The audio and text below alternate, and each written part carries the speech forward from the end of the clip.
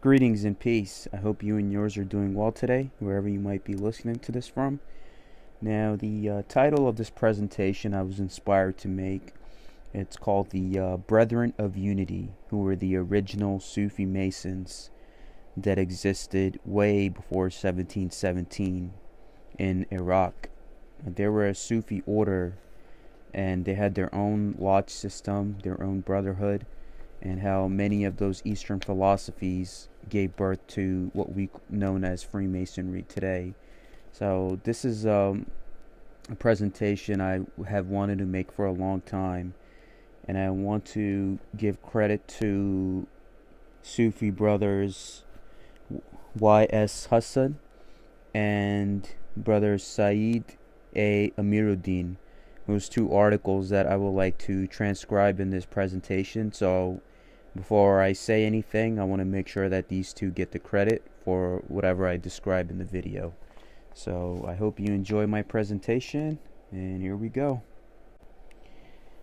Now, the Brethren of Purity have a beautiful hierarchy system where they believe that we in this life, as being born as men, that we have to perfect ourselves and always improve on all the things that we can, and all the sciences and all the knowledge we can acquire in any way that we can help one another will help us ascend to the higher state of being as a state of consciousness.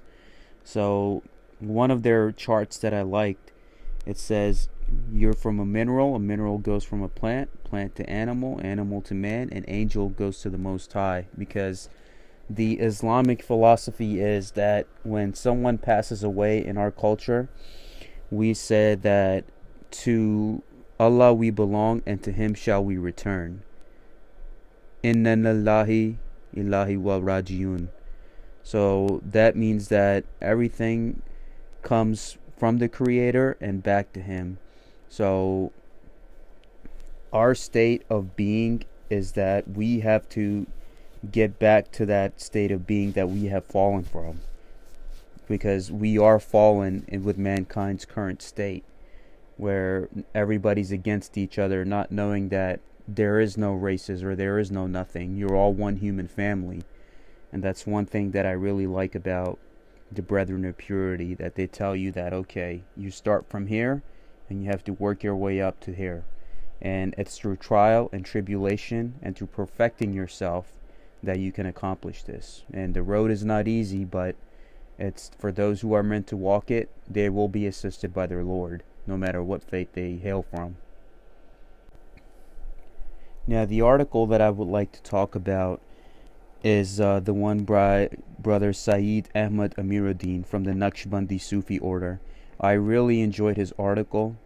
He wrote this, I believe, in 2012 about the original Freemasons of Basra, and they were also known as Ikhwan Al-Safa, and which is translated into Brethren of Purity. Now, I really enjoyed his article, and I would like to transcribe this for you in this presentation.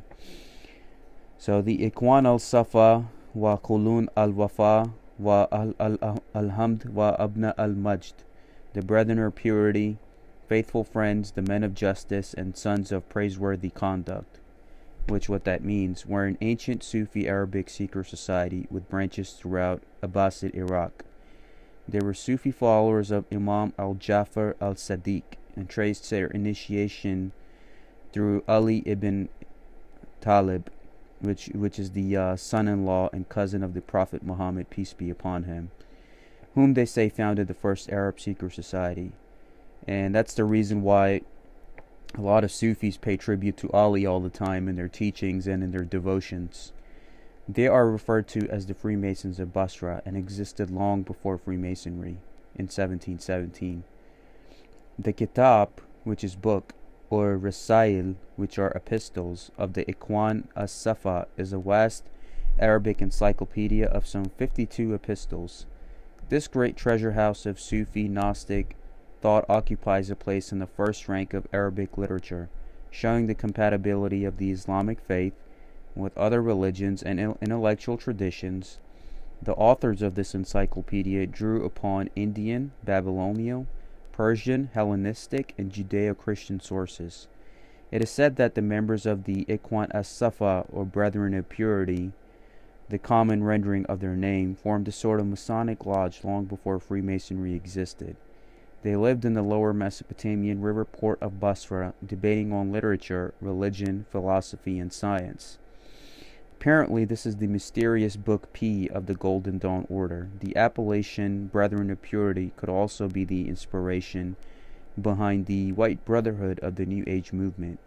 The Ikhwan Al-Safa had no interest in the theory of state or in the forms of government, nor could they be influenced in this respect by Greek writers. The two worlds were totally different. Plato and Aristotle lived in the city-states. The Ikhwan Al-Safa lived in the great cities of an empire. The Ikhwan Al-Safa believed that the state rests on two foundations, religion and kingship.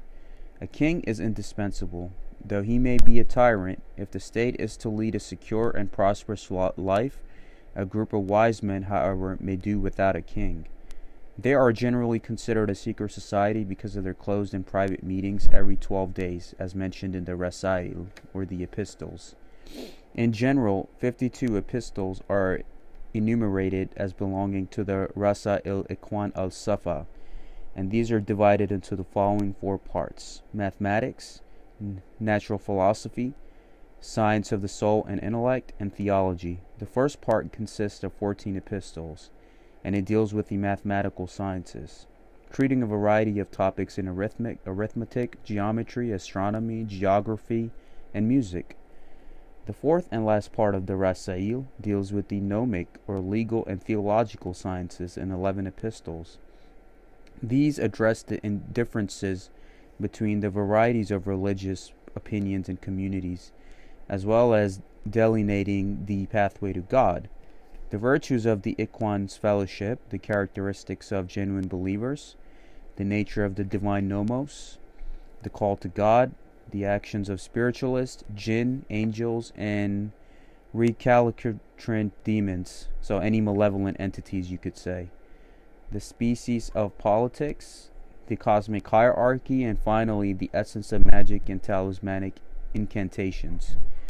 Magic is a subject that has provoked a great number of debates. With regard to magic and its practices in medieval Islam, the spectrum of positions can be summarized under three categories.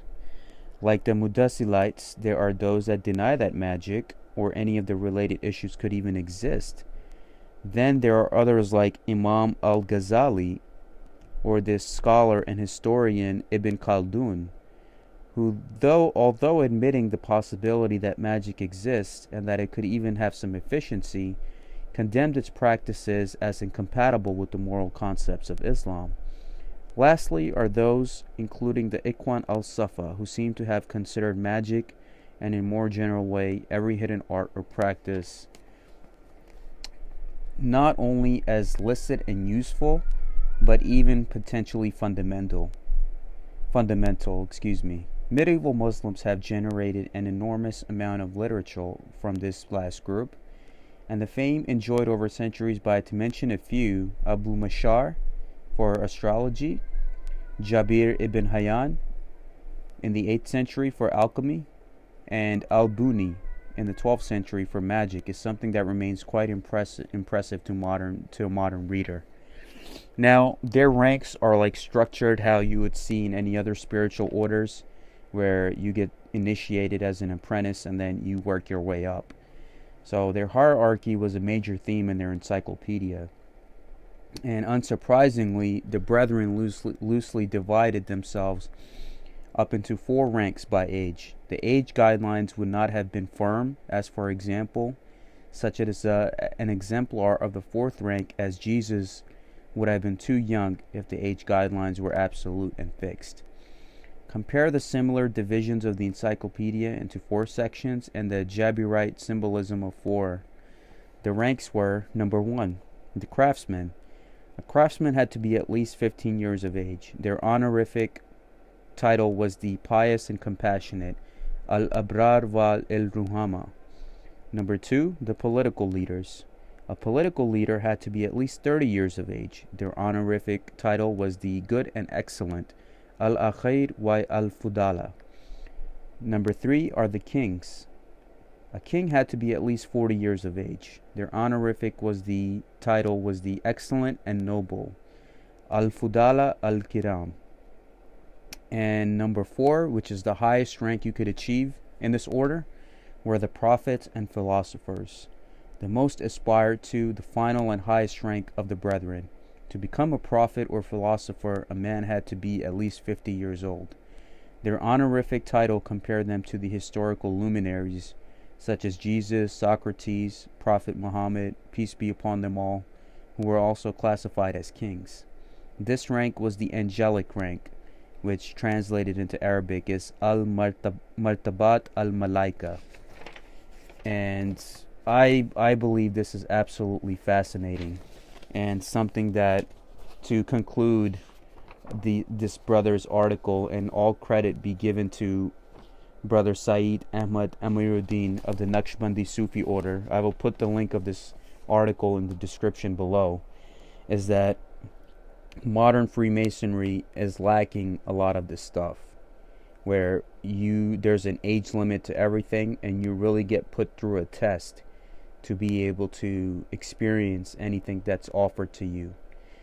And it's about your worthiness. It's not about you paying for anything. It's about your worthiness, and if you are really about it. So I really commend these brothers from the pre-1717 era, who I believe can still have something to offer to us today.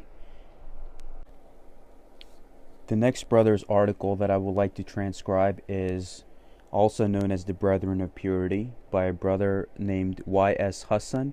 He has a blogspot, a WordPress website where he compiles all of his published materials, and he's to be given credit also for anything I described in this slide. And I will put a link of his article in the description below, and I thank him for allowing me to use this for education purposes. Now, before I get into his article, I would like to describe this picture of a master of the Brethren of Purity with one of his disciples, or you could say this is the worshipful master, with the brother under him that's trying to learn from him. And as you see the master at the helm, he's holding a sun in one hand, and he's holding light in one hand, and he's holding darkness in the other, and he's basically balancing the two. So that concept, you could say, is order out of chaos, because you cannot have order without some chaos, and chaos and order cannot exist alone by themselves. They both need each other to survive. It's like Batman and Joker. One cannot exist without the other because they make each other whole. And that's what we need to do. Is we're all imperfect. We're in an imperfect world. We all have imperfect tendencies. So in the quest of perfecting ourselves, let us continue to find that balance with the two opposing forces that are always battling inside of us, of how we react, how we say things, what decisions we take, and how we handle things in life the way that we do. Balance is the best key. And I really, really like this picture and what it portrays. Picture is worth 1,000 words, and this is one of them. Alright, so I would like to get into this article by this brother. So, the Brethren of Purity and the Friends of Loyalty, Ikhwan Al-Safa wal Kilan Al-Wafa in Arabic, was a secret esoteric society believed to have existed in the mid-10th century. The Brethren were principally located in Basra, Iraq, but the society had ties with the neighboring countries. The identities of the Brethren and their members are still unknown to today's scholar, and are the subject of much research and vivid speculation. This coterie of mystics put together their famed Encyclopedia of the Brethren of Purity, composed of 52 epistles arranged into 4 groups. These epistles covered a vast array of subjects, ranging from mathematics, philosophy, music, logic, astronomy, the physical and natural sciences, mineralogy, and botany, to the nature of the soul, ethics, metaphysics, revelation, spirituality, theology, prophecy, spiritual entities, providence, magic, and talismans. This massive compendium was inspired in part by the scholars of ancient Greek, Indian, and Persian thought. The scholars also incorporated scriptures from the Abrahamic religions and traditions, the Torah of the Jews and the Gospels of Christianity, all under the umbrella of the Islamic Quran, because Muslims and the Holy Quran are considered a continuation of those communities, and that's why they're under that umbrella. This open-minded and eclectic endeavor was very unusual for the time. The Brethren of Purity justified its unusual undertaking by pointing out the necessity of seeking truth wherever it was to be found, without prejudice and with intent to establish harmony between faith and reason. Religious divergences, the Brethren maintained, were born of accidental factors, such as race, habitat, and time. In no way do these accidental factors affect the essential unity and universality of the truth. So they're saying that all those things, such as your race, where you live, what you believe, all those don't mean anything unless you're united as a single brotherhood. And to shun no science, scorn any book, or to cling fanatically to no single creed, for their own creed encompasses all others and comprehends all the sciences generally. This creed is the consideration of all existing things, both sensible and intelligible, from beginning to end, whether hidden or overt, manifest or obscure, and so far as they all derive from a single principle, a single cause, a single world, and a single soul. For the Brethren of Purity, the subjects covered in the encyclopedia were subjects that an educated person was expected to understand in order to acquire the proper knowledge needed to improve both one's physical lot in the material world and the fate of one's soul in the hereafter. Knowledge was accumulated in order to bring one closer to the sublime goal of salvation. To use the Brethren's own imaginary, they perceived their brotherhood, which they invented others to join, as being a ship of salvation that would float free from the sea of matter, in which the Brethren, with their doctrines of mutual cooperative and cooperation, aestheticism, of how to live an aesthetic lifestyle, and righteous living, would reach the gates of paradise in its care. Even the very name of the fraternity was representative of the doctrines of the Brethren preached. Indeed, there is a common consensus among scholars that the appellation is presumably taken from the story of the ring dove in the classic fable Kalila Val Dimna, which the ring dove and its companions get entangled in the net of a hunter seeking birds. Together they leave themselves and the ensnaring net to a nearby rat, which is gracious enough to gnaw the birds free of the net. Impressed by the rat's altruistic deed, a crow becomes a rat's friend. Soon a tortoise and a gazelle also join the company of animals. After some time, the gazelle is trapped by another net. With the aid of others and the good rat, the gazelle is soon freed.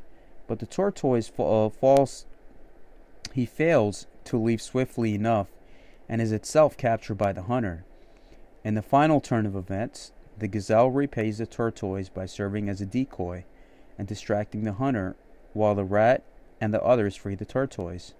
After this, the animals are designated as belonging to the Brethren of Purity. This fable is cited as a moral antidote when the Brethren address the topic of mutual aid, a crucial part of their system of ethics, in which one of their epistles, "And know, O brother, may God assist you and us with spirit of his, that you ought to know for certain that you alone cannot redeem yourself from the affliction of this world, into which you have fallen because of the sin committed by our forefather Adam. You need for your redemption and liberation of generation and corruption, and ascension to the world of celestial spheres, and proximity to God's close angels, the assistance of brethren who are sincere advisers and associated with you by bonds of friendship, who are virtuous and have an insight into all affairs of religion, so that they can appraise you on the path of hereafter and how to attain it." So take an example from the story of the ring dove, mentioned in the book of Kalila wal Dimna, and how it freed itself from the snare.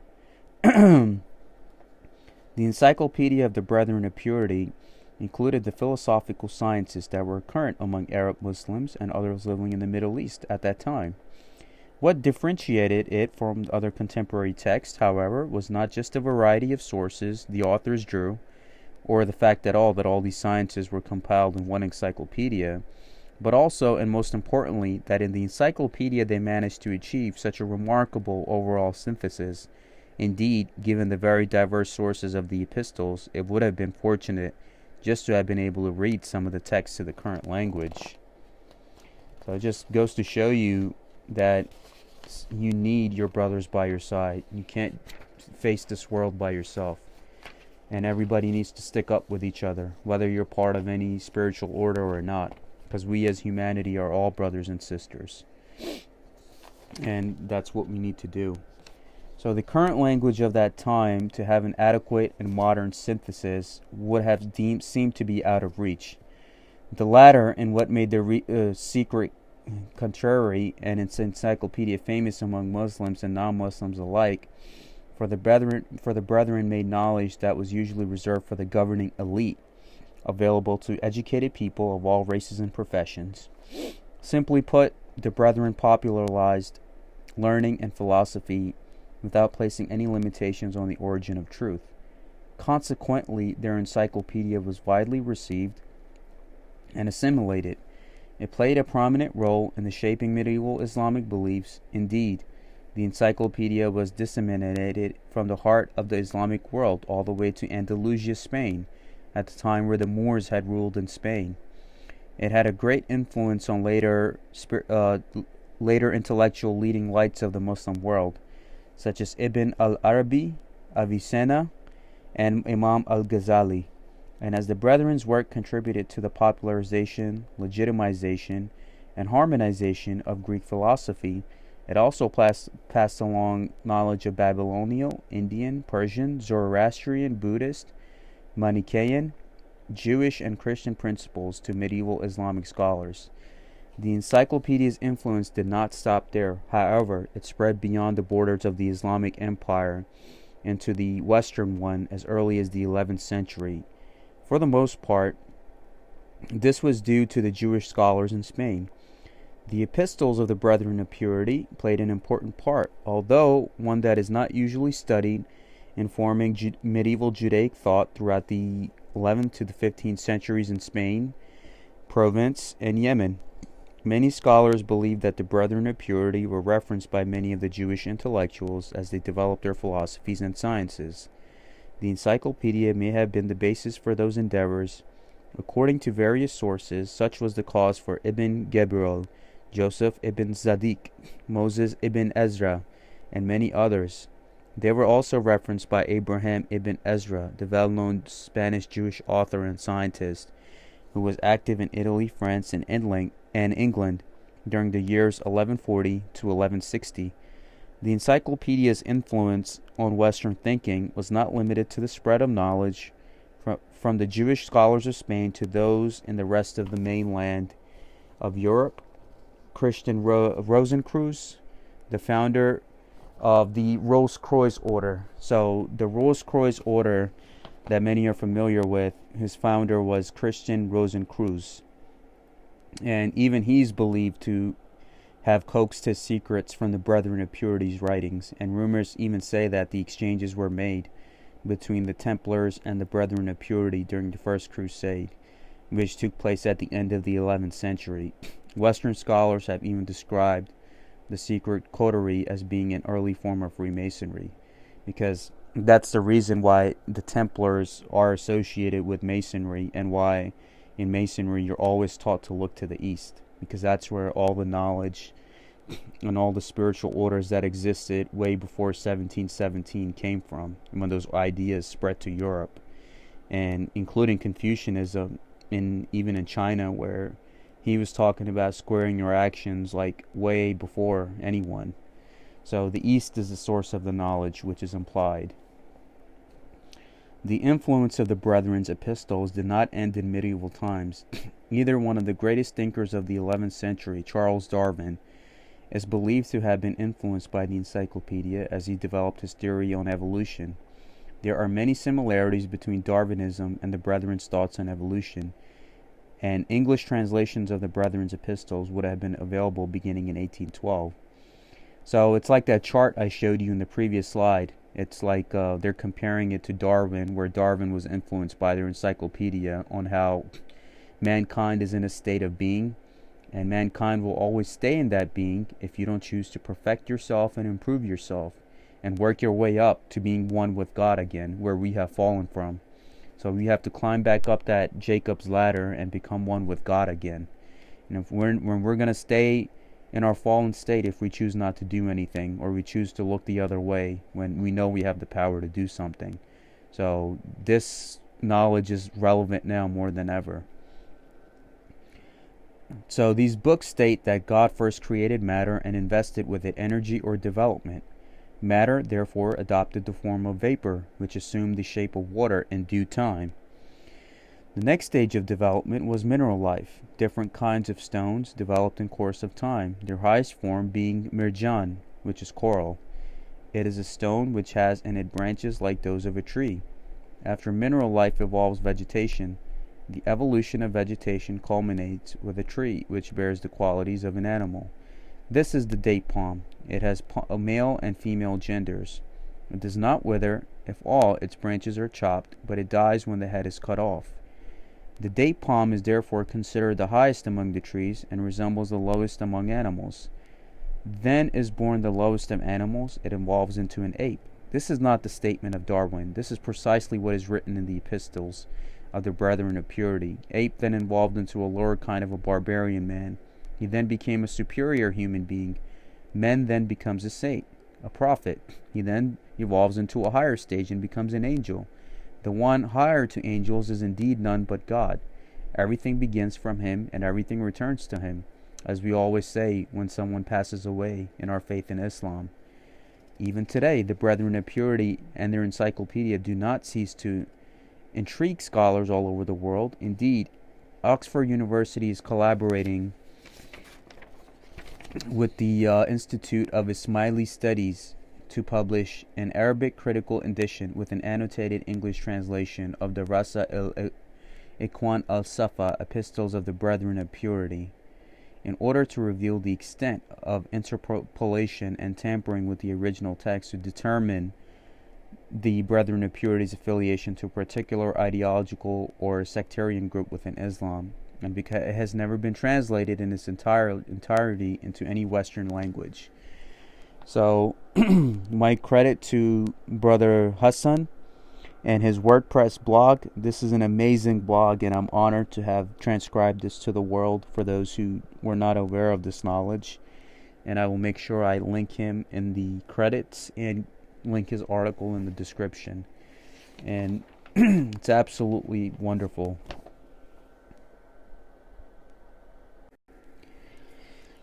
So what did we learn from both of these Sufi brothers and the knowledge that they had shared, which I had the honor to transcribe, is that this way of life is who we are in our original being. In our original, united, ascended state, this is who we are. Where no matter who you are, where you come from, what you believe, or what socioeconomic status you have, we're a universal brotherhood. And it is our job to uplift fallen humanity, because we're all walking each other home, and we can't make it without each other. We need each other. And I would advise you, my brothers and sisters, and all the people of this world listening, in any ways that you can, don't let the agents of chaos divide you and cause any division amongst your fellow man in a time of great uncertainty that we're facing right now. And agents of chaos exist in every race, religion, and group. So always be mindful that anybody that's causing disunity of any kind is steering you away from the path of God.